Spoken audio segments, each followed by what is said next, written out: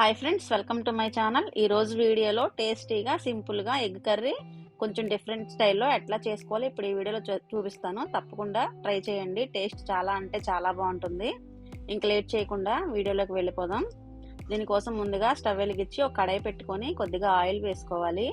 Oil heat ఎక్కిన తర్వాత కొద్దిగా ఆవాలు వేసుకొని 3 మీడియం సైజు ఉల్లిపాయలు సన్నని ముక్కలుగా తరుక్కొని వేసుకోవాలండి. ఇప్పుడు ఇందులోనే 2 పచ్చిమిరపకాయల ముక్కలు, 1 రెమ్మ కరివేపాకు వేసుకొని ఈ ఉల్లిపాయలు మగ్గడానికి కొద్దిగా సాల్ట్ వేసుకోవాలండి.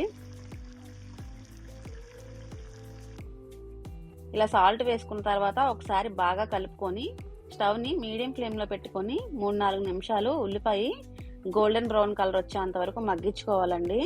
తప్పకుండా ట్రై చేయండి. కూర టేస్ట్ చాలా బాగుంటుంది.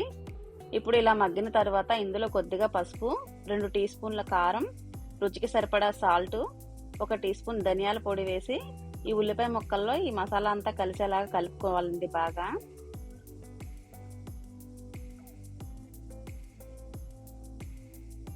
ఇలా బాగా కలుపుకున్న తర్వాత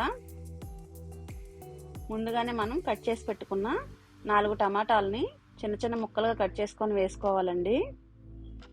ఈ టమాటాలు కూడా ఒకసారి కారం, ఉప్పు ఇవన్నీ పట్టేలాగా ఒకసారి కలుపుకోండి. స్టవ్ని మీడియం ఫ్లేమ్లోనే ఉంచుకొని ఈ టమాటా మెత్తగా అయ్యేంత వరకు మగ్గించుకోవాలండి. ఇలా మగ్గించుకున్న తర్వాత 1 గ్లాస్ వాటర్ని వేసుకోవాలి. 1 గ్లాస్ వాటర్ వేసుకొని ఇదంతా ఒకసారి బాగా కలుపుకోండి. కర్రీ సింపుల్గానే ఉంటుంది కానీ టేస్ట్ చాలా బాగుంటుందండి. తప్పకుండా ట్రై చేయండి. మీరు అప్పటికప్పుడు చేసుకోవాలంటే ఎగ్ కర్రీ ఇది సింపుల్ ప్రాసెస్ అండి.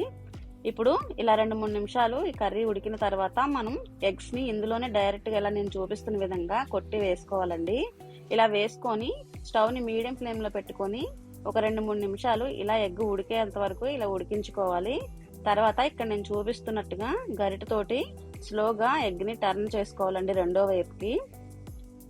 ఒక సైడ్ ఉడికింది కదండి, ఇది మరో సైడ్ ఉడకడానికి ఇలా చేసుకున్న తర్వాత స్టవ్ని మళ్ళీ లో ఫ్లేమ్లో పెట్టుకొని ఒక 2 నిమిషాలు ఇలా ఉడికించుకోవాలండి. మొత్తం ఇలా ఉడికిపోయిన తర్వాత స్టవ్ ఆఫ్ చేసుకొని చివరిగా కొద్దిగా కొత్తిమీర జల్లుకోవడమేనండి. అంతేనండి, టేస్టీగా సింపుల్గా ఎగ్ కర్రీ రెడీ అయిపోయింది. నా వీడియోని లైక్ చేయండి, షేర్ చేయండి, సబ్స్క్రైబ్ చేయండి. పక్కనే ఉన్న బెల్ ఐకాన్ని క్లిక్ చేయండి. Thanks for watching.